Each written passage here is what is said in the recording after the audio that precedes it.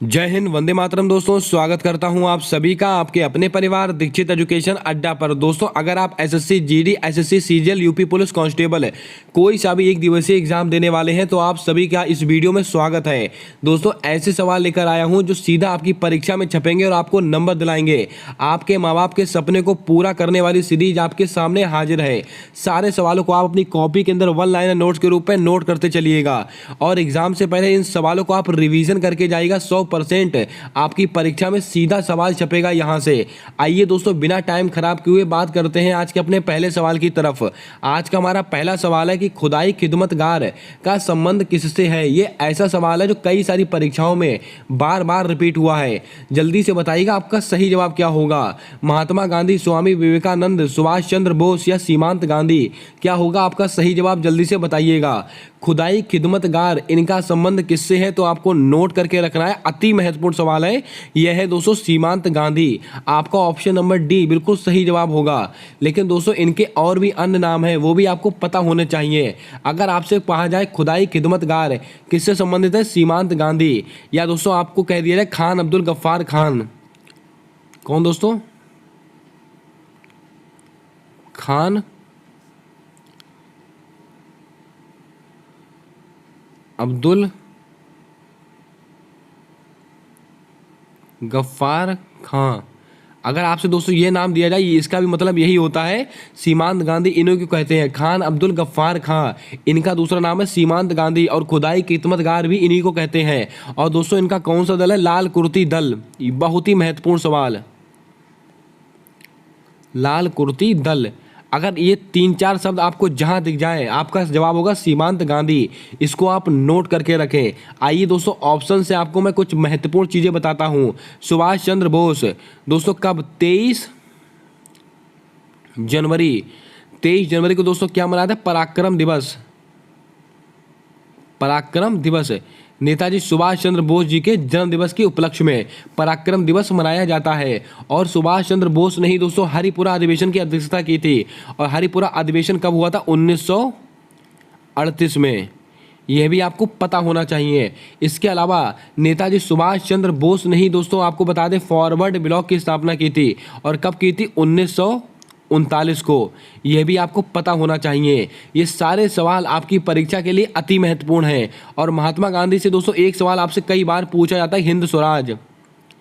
अगर आपसे पूछा जाए कि हिंद स्वराज, हिंद स्वराज किसकी पुस्तक है, तो आप कहेंगे महात्मा गांधी। इन सारे सवालों को आप यहां से नोट कीजिएगा। कोई सा भी सवाल है आपकी परीक्षा में आपको नंबर दिला सकता है। आइए दोस्तों, बढ़ते हैं आज के अगले सवाल की ओर। दोस्तों, हम सारे सवालों का पोस्टमार्टम करते हुए चलेंगे। सवाल का और उसका उत्तर बताकर आगे नहीं बढ़ेंगे। चारों ऑप्शन हम डिस्कस करने वाले हैं। दोस्तों, हमारा अगला सवाल है कि काकरा पार परमाणु संयंत्र कहां पर स्थापित हुआ है। बहुत ही महत्वपूर्ण सवाल है और कई बार परीक्षाओं में रिपीट हुआ सवाल है। तमिलनाडु, केरल, तमिलनाडु, कर्नाटक, गुजरात या उत्तर प्रदेश? क्या होगा आपका सही जवाब, जल्दी से बताइएगा। काकरा पार परमाणु संयंत्र कहाँ स्थित है तो आपको नोट करके रखना है। ये दोस्तों गुजरात में स्थित है। आपका ऑप्शन नंबर सी बिल्कुल करेक्ट जवाब होगा। इसको आप ध्यान में रखें। आइए दोस्तों, बात करते हैं और ऑप्शंस को लेकर। तमिलनाडु में दोस्तों कौन कौन से है तो आपको याद में रखना है,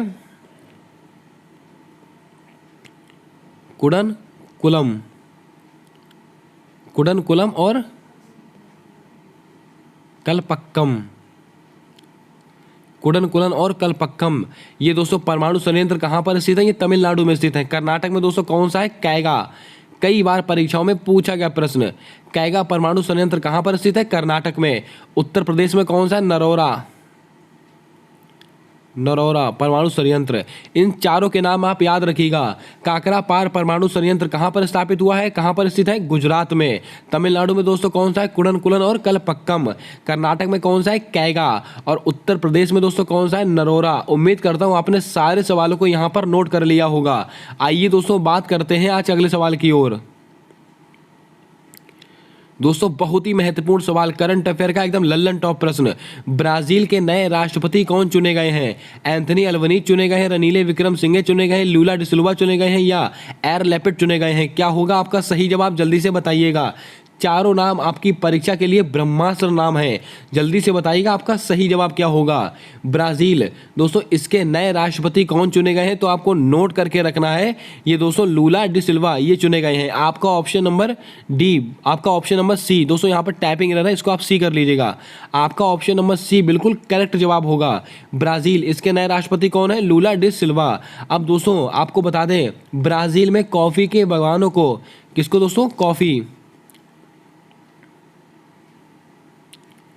ब्राजील में कॉफी के बागानों को क्या कहते हैं? फेजेंडा कहा जाता है। यह भी सवाल याद में रखिएगा, कई बार यह सवाल पूछा गया है। अब दोस्तों आपको बात करते हैं ऑप्शंस को लेकर। एंथनी अल्बनीज, ये दोस्तों ऑस्ट्रेलिया के, कहाँ के दोस्तों? ऑस्ट्रेलिया के नए प्रधानमंत्री चुने गए हैं। ऑस्ट्रेलिया के नए प्रधानमंत्री कौन बने हैं? एंथनी अल्बनीज बने हैं। रनील विक्रमसिंघे, ये दोस्तों किसके हैं? श्रीलंका, श्रीलंका के नए दोस्तों प्रेसिडेंट यानी कि दोस्तों नए राष्ट्रपति कौन बने हैं? रनील विक्रमसिंघे। लेकिन आपसे पूछा जाए कि श्रीलंका के नए प्रधानमंत्री, ये भी सवाल बहुत ही महत्वपूर्ण है। श्रीलंका के नए प्राइम मिनिस्टर कौन बने हैं तो आपको नोट करके रखना, दिनेश गुणवर्धने, दिनेश गुणवर्धने ये बने हैं। अब दोस्तों आप कमेंट में श्रीलंका की राजधानी कौन सी है, जल्दी से इसका जवाब आप कमेंट बॉक्स के माध्यम से देंगे। अति महत्वपूर्ण सवाल है, इसको आप नोट करके रखें। आइए दोस्तों बात करते हैं एयर लैपिड के बारे में। ये कौन है? ये दोस्तों इजराइल के नए प्रधानमंत्री बने। इजराइल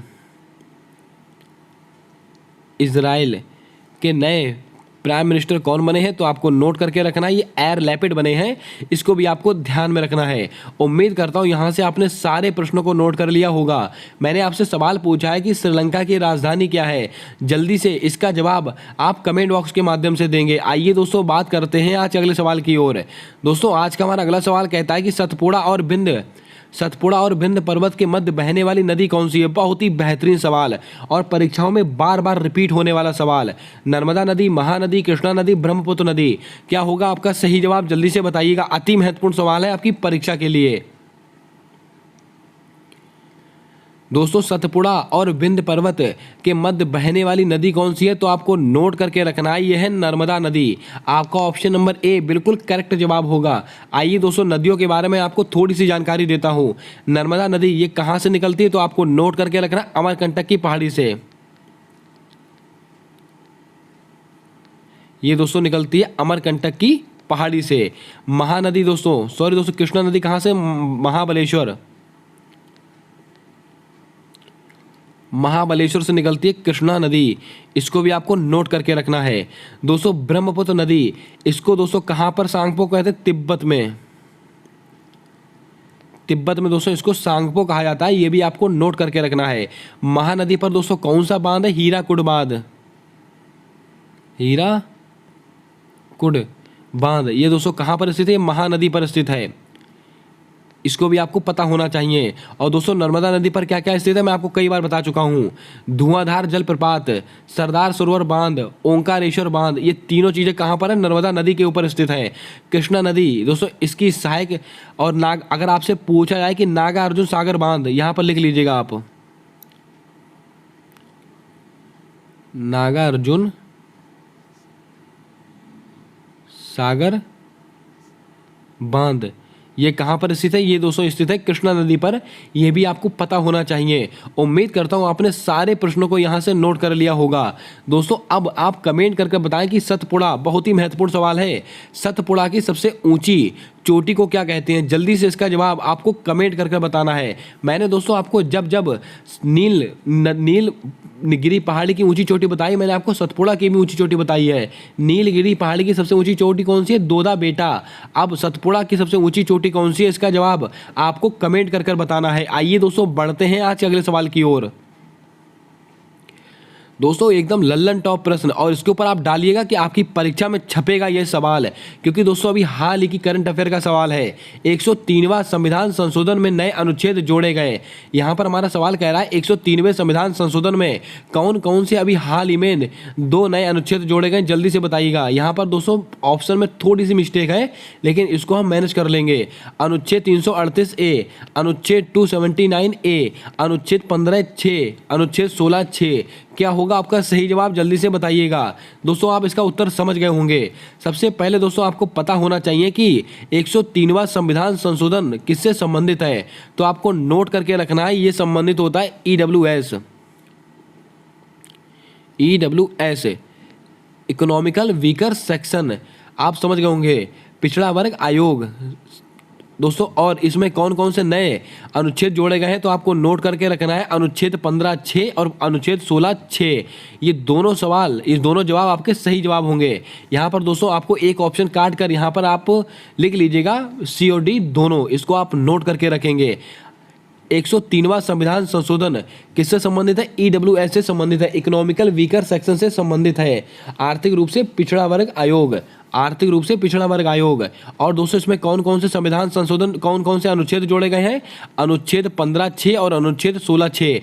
इसको आप नोट करके रखिएगा, वेरी इंपॉर्टेंट में आपकी परीक्षा में आपको नंबर दिलाएगा ये सवाल है। दोस्तों आइए बात करते हैं ऑप्शंस को लेकर। अनुच्छेद 338(a) दोस्तों कौन सा संविधान संशोधन होता है, 89वां संविधान संशोधन, कब का है, ये 2003 का है। और राष्ट्रीय अनुसूचित जनजाति से संबंधित है अनुच्छेद 338(a), इसको भी आपको नोट करके रखना है। दोस्तों अनुच्छेद 279(a) ये किससे संबंधित है, तो आपको नोट करके रखना है, जीएसटी काउंसिल, जीएसटी काउंसिल से संबंधित है। दोस्तों जीएसटी काउंसिल का अध्यक्ष कौन होता है, तो हमारे वित्त मंत्री जी होती हैं, इसको भी आपको ध्यान में रखना है। अब आप कमेंट करके बताएंगे कि जीएसटी को पूरे भारत में कब लागू किया गया था, पूरी तारीख आपको कमेंट बॉक्स में बतानी है। आइए दोस्तों बात करते हैं आज के अगले सवाल की ओर। दोस्तों अगर आपको क्लास पसंद आ रही हो तो जल्दी से वीडियो को लाइक कर दें, और अभी तक अगर आपने हमारे यूट्यूब चैनल को सब्सक्राइब नहीं किया है तो सब्सक्राइब करके बेल वाला आइकन ध्यान से दबा लें, क्योंकि दोस्तों आने वाली सारी वीडियोस के अपडेट आप तक आसानी से पहुंचते रहें। दोस्तों हमारा अगला सवाल कहता है कि 22वें विधि आयोग के अध्यक्ष कौन बनाए गए हैं। बहुत ही बेहतरीन सवाल है, आपकी परीक्षा में आने वाला सवाल है। मयंक अग्रवाल, पिनाकी चंद्र घोष, ऋतुराज अवस्थी, किशोर कुमार। क्या होगा आपका सही जवाब, जल्दी से बताइएगा। चारों नाम आपकी परीक्षा के लिए अति महत्वपूर्ण हैं। दोस्तों यहाँ पर मैंने 2-4 नई नियुक्तियां ली हैं जो आपकी परीक्षा में आने वाली नियुक्तियां हैं। 22वें विधि आयोग के अध्यक्ष किसको नियुक्त किया गया है, तो आपको नोट करके रखना है, ये दोस्तों ऋतुराज अवस्थी को किया गया है। आपका ऑप्शन नंबर सी बिल्कुल करेक्ट जवाब होगा। यहीं पर दोस्तों अगर आपसे पूछा जाता स्वतंत्र भारत के, बहुत ही महत्वपूर्ण सवाल बता रहा हूँ आपकी परीक्षा वाला, ये देखिए दोस्तों, अगर आपसे पूछा जाता कि स्वतंत्र भारत के पहले विधि आयोग के अध्यक्ष कौन थे, तो आपको कहना था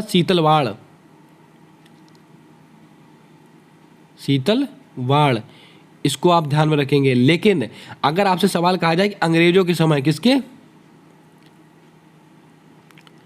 अंग्रेजों के समय दोस्तों विधि आयोग के अध्यक्ष कौन थे, तो आपका जवाब होता मैकाले, इसको भी आप नोट करें। ये दोनों सवाल आपकी परीक्षा के लिए अति महत्वपूर्ण हैं, जो सीधा हिस्ट्री से रिलेट करते हैं। 22वें विधि आयोग के अध्यक्ष कौन बने हैं, ऋतुराज अवस्थी बने हैं। स्वतंत्र भारत के पहले विधि आयोग के अध्यक्ष कौन है, शीतलवाड़। अगर आपसे कहा जाए कि अंग्रेजों के समय विधि आयोग के अध्यक्ष कौन थे, मैकाले, इसको आप ध्यान में रखेंगे।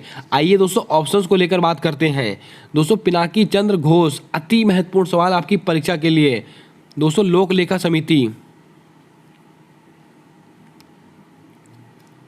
लेखा समिति, इसके दोस्तों फर्स्ट अध्यक्ष कौन है, पिनाकी चंद्र घोष, इसको भी आपको ध्यान में रखना है। और लोक लेखा समिति में कितने मेंबर होते हैं, कुल 22 मेंबर होते हैं, इसको भी आपको पता होना चाहिए। जिसमें से दोस्तों कितने, 15 और 7 ये अलग अलग डिवाइड होते हैं। 15 किसके होते हैं, लोकसभा के, 7 किसके होते हैं, ये राज्यसभा के होते हैं। इसको भी आपको पता होना चाहिए। आप देख रहे हैं दोस्तों, एक सवाल से मैंने आपको कितने सारे सवाल बताए। अब दोस्तों मयंक अग्रवाल, ये दोस्तों कौन है, तो आपको नोट करके रखना है, ये प्रसार भारती, वर्तमान में प्रसार भारती के अध्यक्ष कौन है, तो आपको कहना है मयंक अग्रवाल हैं। अब किशोर कुमार, दोस्तों ये किसका संबंध है, जल्दी से कमेंट करके बताइएगा। एक संस्था है जल्दी से बताइएगा कमेंट कर कर कि कौन सी संस्था के अध्यक्ष किशोर कुमार जी को बनाया गया है। जल्दी से इसका जवाब आपको कमेंट में बताना है। उम्मीद करता हूँ यहाँ से सारे प्रश्नों को आपने हूबहू नोट किया होगा। आप दोस्तों इसको सीरियसली नोट कीजिएगा, किसी भी परीक्षा में बैठ जाएगा, इससे सवाल बाहर नहीं जाएगा। जल्दी से दोस्तों वीडियो को लाइक कर दें, अपने दोस्तों तक जरूर शेयर कर दें, क्योंकि दोस्तों ये सारी मेहनत आप लोगों के लिए ही की जाती है। आइए दोस्तों बढ़ते हैं आज अगले सवाल की ओर। दोस्तों जियोग्राफी का एकदम लल्लन टॉप प्रश्न, बुशमैन जनजाति कहाँ पाई जाती है? सहारा मरुस्थल, गिब्सन मरुस्थल, कालाहारी मरुस्थल या इनमें से कोई नहीं? क्या होगा आपका सही जवाब, जल्दी से बताइएगा। बुशमैन जनजाति कहाँ पाई जाती है तो आपको नोट करके रखना है। ये दोस्तों कालाहारी मरुस्थल में पाई जाती है, और कालाहारी मरुस्थल बोत्सवाना, इसको आप ध्यान में रखेंगे। दोस्तों सहारा मरुस्थल विश्व का सबसे बड़ा मरुस्थल, दोस्तों सबसे बड़ा, विश्व का सबसे बड़ा मरुस्थल कौन सा है? सहारा मरुस्थल। दोस्तों आपको थोड़े से सवाल और याद रखने हैं। अगर आपसे कहा जाए कि प्यासी भूमि की धरती, प्यासी भूमि की धरती ये किसको कहते हैं? ये दोस्तों ऑस्ट्रेलिया को कहा जाता है। इसको भी आपको ध्यान में रखना है। और दोस्तों आपको बता दें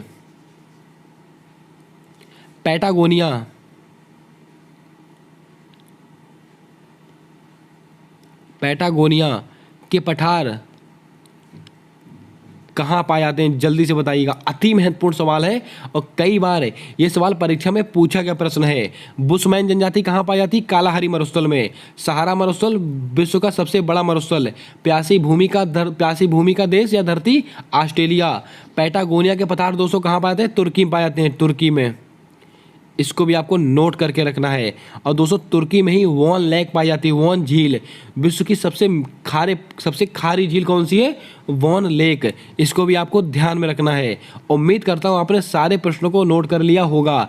अब दोस्तों आप कमेंट करके बताएं कि ऑस्ट्रेलिया में घास के मैदान को क्या कहा जाता है? सॉरी दोस्तों, घास के मैदान को नहीं, ऑस्ट्रेलिया में जो तूफान होता है, जो चक्रवात आता है, उसको क्या कहते हैं? इसका जवाब आपको कमेंट कर बताना है। आइए दोस्तों बात करते हैं आज अगले सवाल की ओर। दोस्तों आज का हमारा अगला सवाल है कि यूनेस्को ग्लोबल लर्निंग सिटीज में कौन शामिल नहीं है? बहुत ही बेहतरीन सवाल है, एसएससी में आने वाला सवाल है। त्रिशूल नहीं है, नीलांबर नहीं है, वारंगल नहीं है, इंदौर नहीं है। दोस्तों यहाँ पर त्रिशूल गलत टाइपिंग एरर है, इसको आप काट कर त्रिशूर कीजिएगा, ला के यहाँ पर आप इसको रा बनाइएगा, त्रिशूर।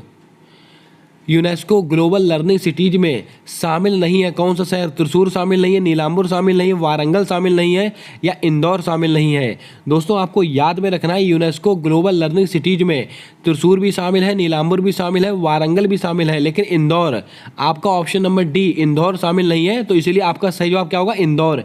इसको आप ध्यान में रखें। दोस्तों त्रिशूर और नीलांबर ये कहाँ के? ये दोस्तों केरल के स्थान हैं, केरल के।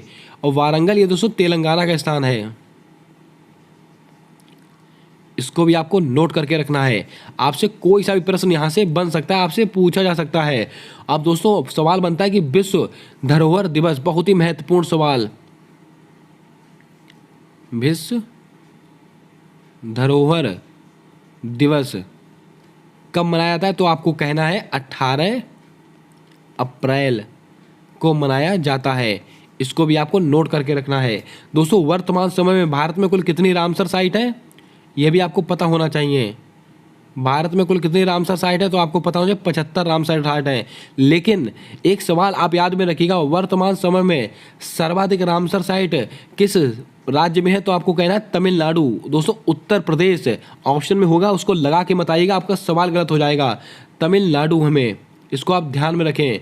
दोस्तों अभी हाल ही में कुछ रामसर साइटों को नया घोषित किया गया था, तब से तमिलनाडु में सर्वाधिक रामसर साइटें हैं। इसको आप नोट करके रखें। अब दोस्तों आप कमेंट करके बताएं कि रामसर समझौता किस वर्ष से संबंधित है? जल्दी से इसका जवाब आपको कमेंट करके बताना है। आइए दोस्तों बढ़ते हैं आज अगले सवाल की ओर। दोस्तों आज का हमारा अगला और बहुत ही लल्लन टॉप प्रश्न है कि आज़ादी का अमृत महोत्सव कब प्रारंभ हुआ? 29 अगस्त 2019, 12 मार्च 2021, 15 अगस्त 2022, 17 सितंबर 2022। क्या होगा आपका सही जवाब? जल्दी से बताइएगा। बहुत ही बेहतरीन सवाल है आपकी परीक्षा के लिए। आज़ादी का अमृत महोत्सव ये कब प्रारंभ हुआ था? तो आपको नोट करके रखना है, अति महत्वपूर्ण सवाल के रूप में। ये हुआ था 12 मार्च 2021 को। 12 मार्च 2021 को दोस्तों आज़ादी का अमृत महोत्सव प्रारंभ हुआ था। इसको आप नोट करके रखें। और चलेगा कब तक? 15 अगस्त 2023। अगर दोस्तों यहाँ पर 22 की जहाँ पर अगर हम 23 लिख दें तो आप ध्यान में रखें, 12 मार्च 2021 से कब तक चलेगा? 15 अगस्त 2023 तक चलेगा। इसको आप ध्यान में रखेंगे। आइए दोस्तों ऑप्शंस को लेकर बात करते हैं। 29 अगस्त 2019 इसको क्या हुआ था? Fit India movement. Fit India movement इसकी शुरुआत कब हुई थी? 29 अगस्त 2019 से हुई थी। कहाँ से? दिल्ली के लाल किले से हुई थी। इसको भी आपको ध्यान में रखना है। अब दोस्तों बात करते हैं 17 सितंबर। 17 सितंबर दोस्तों रक्त दान महोत्सव, बहुत ही महत्वपूर्ण सवाल है दोस्तों। रक्तदान महोत्सव ये कब प्रारंभ हुआ था? ये 17 सितंबर को प्रारंभ हुआ था। आप सब जानते हैं कि 17 सितंबर को हमारे प्रधानमंत्री नरेंद्र मोदी जी का हैप्पी वाला बर्थडे था। उसी दिन दोस्तों रक्तदान महोत्सव प्रारंभ हुआ था। इसको भी आपको नोट करके रखना है। जल्दी से वीडियो को लाइक कर दें और चैनल को सब्सक्राइब करके बेल वाला आइकन ध्यान से दबा दें, क्योंकि दोस्तों आने वाली सारी वीडियोज़ के अपडेट आप तक आसानी से पहुँचते रहें। आपके माँ बाप के सपने को पूरा करने के लिए मेहनत की जा रही है, तो आपका भी फर्ज बनता है कि आप इस मेहनत को जल्दी से लाइक करें और अपने दोस्तों तक शेयर करें। आइए दोस्तों बढ़ते हैं बिना देर किए हुए अपने अगले सवाल की ओर। दोस्तों आज का हमारा अगला सवाल कहता है कि मिस अर्थ इंडिया 2022 का खिताब किसने जीता है? देखिए दोस्तों आप सवालों का लेवल देख सकते हैं, बिल्कुल एसएससी वाले सवाल। खुशी पटेल हैं, वंशिका परमार हैं, कैरोलिना है या हरनाथ संधू हैं? क्या होगा आपका सही जवाब? जल्दी से बताइएगा। मिस अर्थ इंडिया 2022 इनका खिताब किसने जीता है? तो आपको नोट करके रखना है, वंशिका परमार। आपका ऑप्शन नंबर बी बिल्कुल करेक्ट जवाब होगा। ये तो रहा हमारा सवाल। आइए दोस्तों इस सवाल का करते हैं पोस्टमार्टम। खुशी पटेल इनको क्या मिला है दोस्तों?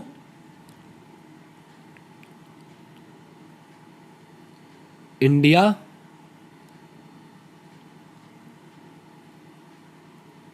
World wild 2022।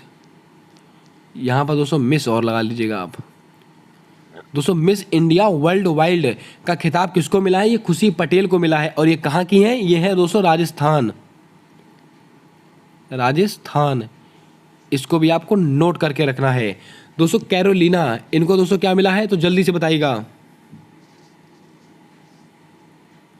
जल्दी से बताइए कैरोलिना को दोस्तों कौन सा पुरस्कार द्वारा सम्मानित किया गया? जल्दी से इसका जवाब आपको कमेंट कर देना है। जल्दी से बताइएगा दोस्तों। Harnath Sandhu miss universe.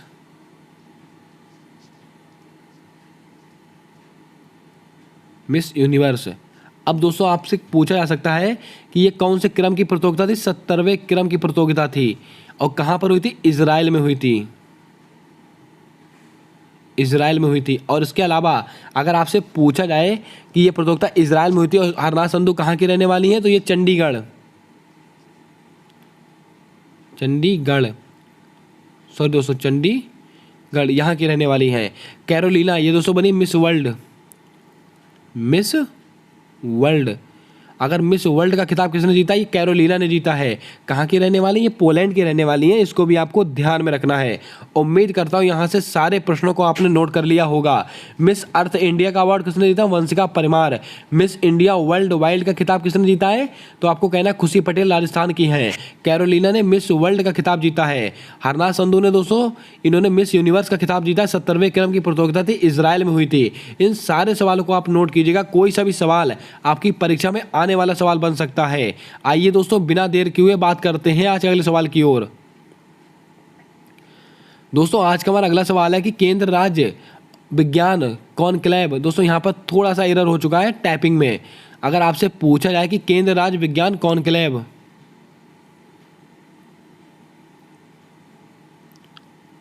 Conclave ये ऐसे लिखा जाएगा, केंद्र विज्ञान केंद्र राज्य विज्ञान कॉन्क्लेव कहाँ आयोजित हुआ? अहमदाबाद, गांधीनगर, सूरत, जामनगर। क्या होगा आपका सही जवाब? जल्दी से बताइएगा। भाई बहनों आपको बता दें, केंद्र राज्य विज्ञान कॉन्क्लेव इसका आयोजन कहाँ पर हुआ है? अहमदाबाद, गुजरात में हुआ है। आपका ऑप्शन नंबर ए बिल्कुल सही जवाब होगा।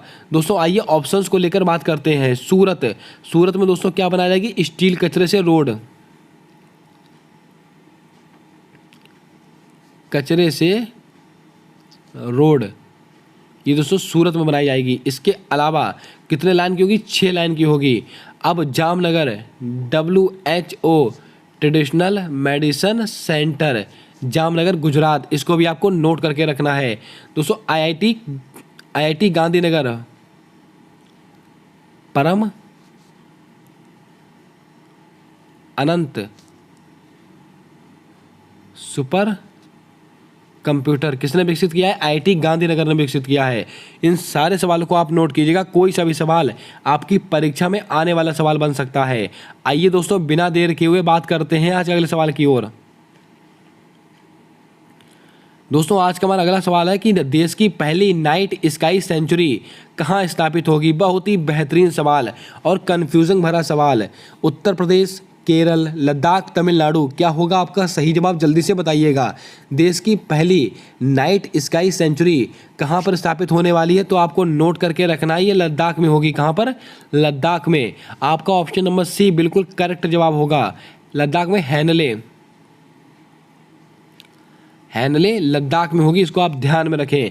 लेकिन दोस्तों आप यहाँ पर कंफ्यूज हो सकते थे उत्तर प्रदेश के साथ।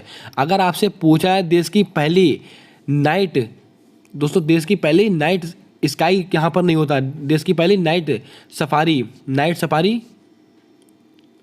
फर्स्ट नाइट सफारी, ये दोस्तों कहाँ पर शुरू होगी? ये दोस्तों उत्तर प्रदेश के लखनऊ में शुरू होगी। और किसके तर्ज पर? सिंगापुर के तर्ज पर। ये बहुत ही महत्वपूर्ण सवाल है अपने आप में, इसको आप ध्यान में रखें। दोस्तों उत्तर प्रदेश में देश की पहली नाइट सफारी सिंगापुर की तर्ज पर प्रारंभ होने वाली लखनऊ के अंदर, इसको आप ध्यान में रखें। दोस्तों केरल में मैंने आपको बता दिया है सी स्पेस, खुद का OTT प्लेटफॉर्म। इसके अलावा दोस्तों क्या है? ग्राफीन नवाचार केंद्र।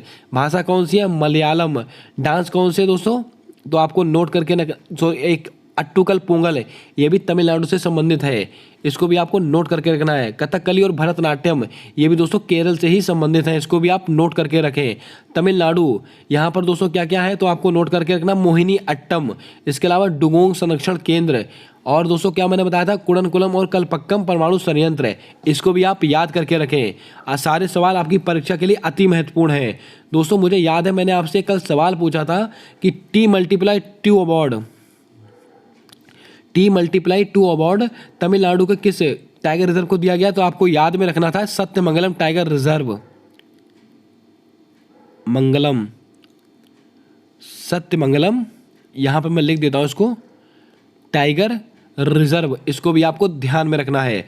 उम्मीद करता हूँ आपने सारे प्रश्नों को अच्छे से सुना होगा और अच्छे से नोट किया होगा। आइए बात करते हैं आज अगले सवाल की ओर। दोस्तों एक और नियुक्ति का सवाल, बहुत ही महत्वपूर्ण सवाल।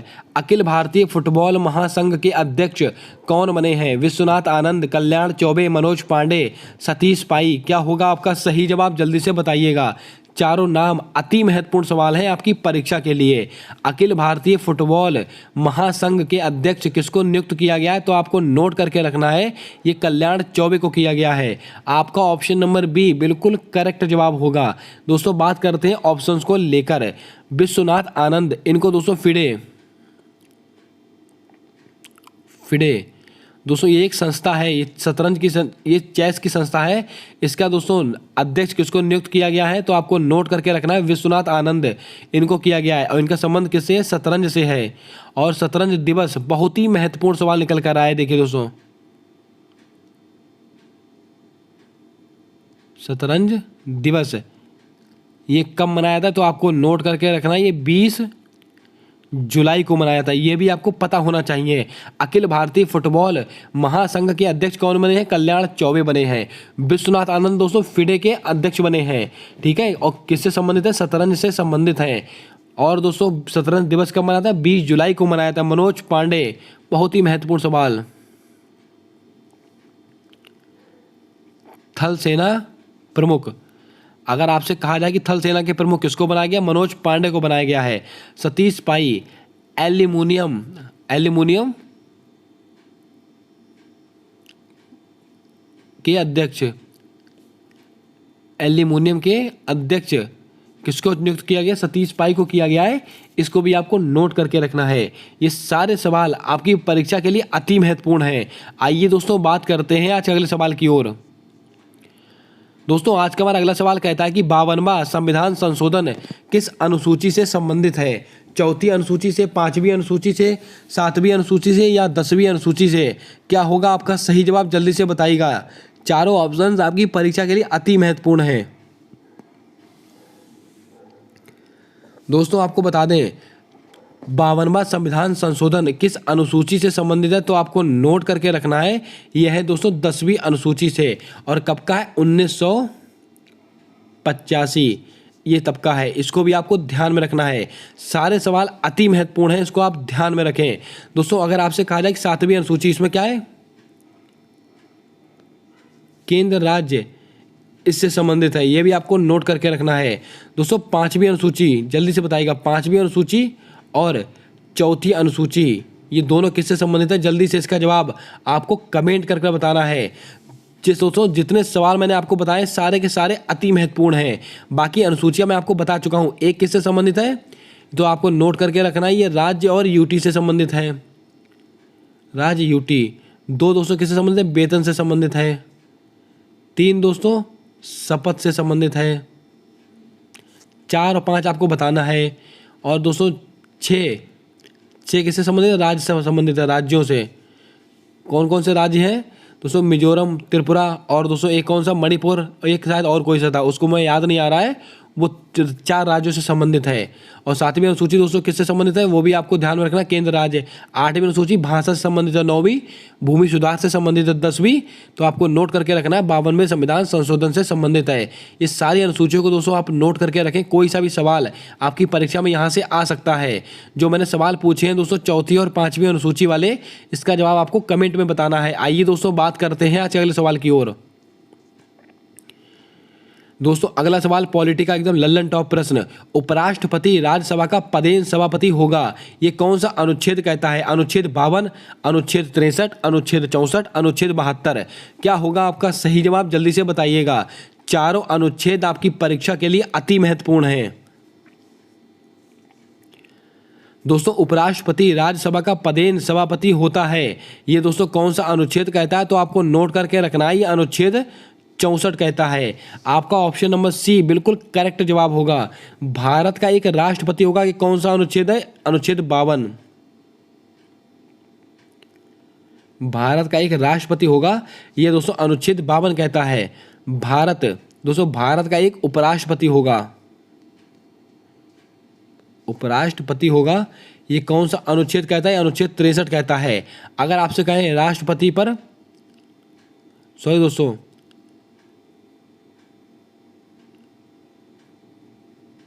क्षमादान, राष्ट्रपति पर क्षमादान, ये दोस्तों अनुच्छेद 72 से संबंधित है। इसको भी आपको ध्यान में रखना है। इन सारे सवालों को आप नोट कीजिएगा। कोई सा भी सवाल आपकी परीक्षा में आपको नंबर दिला सकता है। आइए दोस्तों बात करते हैं आज अगले सवाल की ओर। दोस्तों हमारा अगला सवाल है कि पहला ज्ञानपीठ पुरस्कार किस महिला को प्राप्त हुआ? अति महत्वपूर्ण सवाल है, कई बार परीक्षा में रिपीट हुआ सवाल है। अरुंधति राय को मिला है, आशा पूर्णा देवी को मिला है, रमा देवी को मिला है, देविका रानी को मिला है?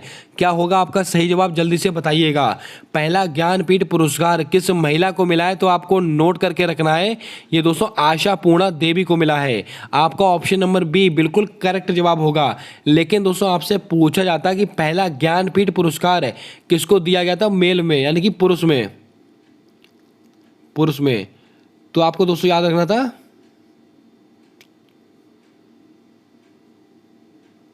जीएस कुरूप, इनको दिया गया था। इसको भी आपको नोट करके रखना है। पहला ज्ञानपीठ पुरस्कार किसको मिला था? जीएस कुरूप को मिला था। लेकिन महिला वाला पूछे तो आशा पूर्णा देवी को मिला है। लेकिन अब आपसे अगर पूछा जाए कि 56वां 56वां ज्ञानपीठ पुरस्कार किसको मिला है? नीलमणि फूफण,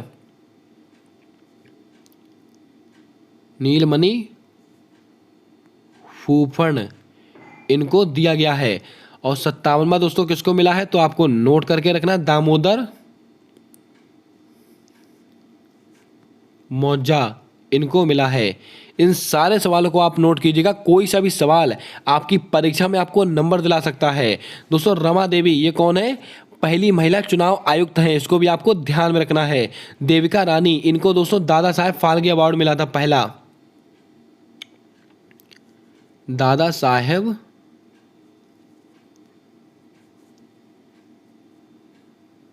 फाल्के अवार्ड किसको मिला दोस्तों? ये देविका रानी को मिला है पहली बार। इसको भी आपको नोट करके रखना है। उम्मीद करता हूं आपने सारे प्रश्नों को यहां से अच्छे से नोट कर लिया होगा। आइए दोस्तों बात करते हैं आज अगले सवाल की ओर। दोस्तों आज का हमारा अगला सवाल है कि स्वतंत्र न्यायपालिका या मौलिक अधिकार कहां से लिए गए हैं? बहुत ही बेहतरीन सवाल। ये सवाल दोस्तों मैंने आपको शायद कल ही बताया था और बहुत ही महत्वपूर्ण सवाल है आपकी परीक्षा के लिए। स्वतंत्र न्यायपालिका और मौलिक अधिकार कहां से लिए गए हैं? America, England, Ireland, south Africa. क्या होगा आपका सही जवाब? जल्दी से बताइएगा। दोस्तों यहाँ पर अगर मैं स्वतंत्र न्यायपालिका केवल लगता तो आप कंफ्यूज हो सकते थे, लेकिन मौलिक अधिकार भी साथ में आ गया तो आप समझ गए होंगे। अधिकार कार किसके पास में होती है? अमीर लोगों के पास। तो कहाँ से लिए गए? अमेरिका से लिए गए हैं। आपका ऑप्शन नंबर ए बिल्कुल सही जवाब होगा। अगर आपसे कहा जाए कि राष्ट्रपति पर महाभियोग,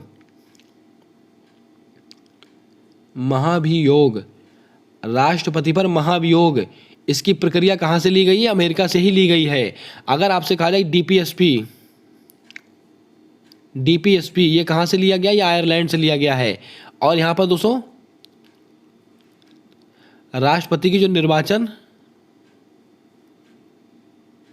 प्रणाली है ये दोस्तों कहाँ से ली गई? ये भी आयरलैंड से ली गई है। और यहाँ पर संविधान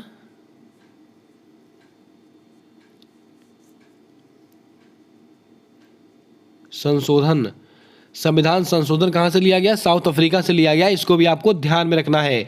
और मौलिक कर्तव्य कहाँ से लिए गए? रूस से। इसको भी थोड़ा याद में रखिएगा, आपसे कोई सा भी सवाल यहाँ से पूछा जा सकता है। आइए दोस्तों बात करते हैं आज अगले सवाल की ओर। बहुत ही बेहतरीन सवाल है। भारत के पहले CAG कौन थे? Comptroller general of India. जल्दी से बताइएगा कौन थे? गिरीश चंद्र मुर्मू, भारतीदास, नरहरि राव या इनमें से कोई नहीं। क्या होगा आपका सही जवाब? जल्दी से बताइएगा।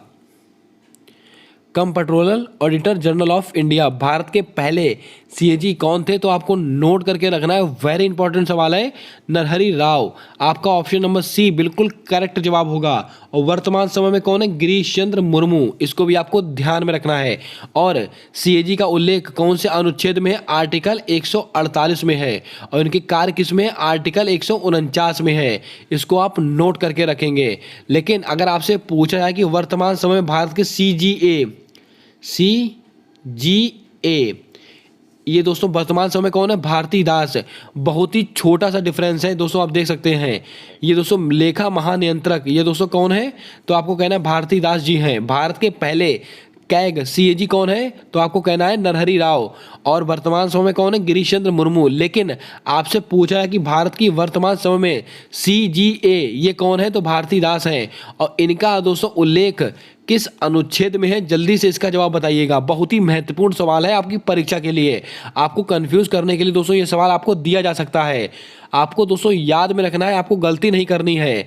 CAG इनका संबंध तो दोस्तों 148 में है, अनुच्छेद 148 में है, तो इसको आप ध्यान में रखेंगे। लेकिन अगर आपसे पूछा जाए कि CGA इनका उल्लेख किस अनुच्छेद में है, तो आपको नोट करके रखना है, इनका उल्लेख किसी भी अनुच्छेद में नहीं है।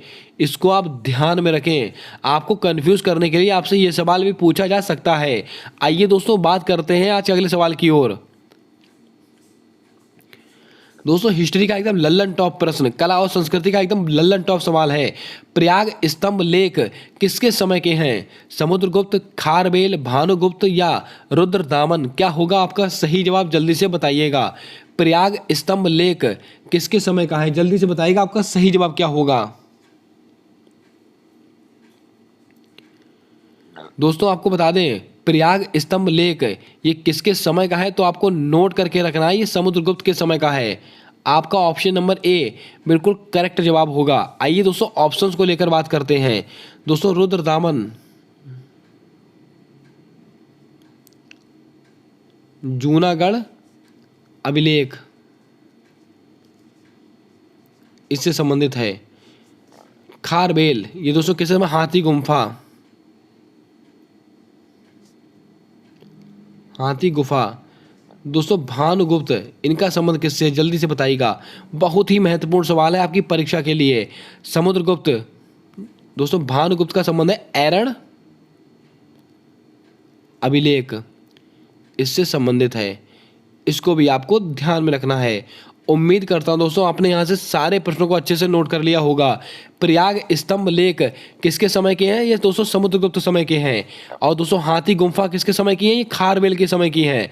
एरण अभिलेख किसके समय का है, भानुगुप्त के समय का है। जूनागढ़ अभिलेख किसके समय का है, रुद्रदामन के समय का है। ये सवाल ऐसे सवाल है, कई बार एसएससी ने इन सवालों को पूछा है, इसको आप ध्यान में रखेंगे। आइए दोस्तों बात करते हैं आज के आखिरी और अति महत्वपूर्ण सवाल को लेकर।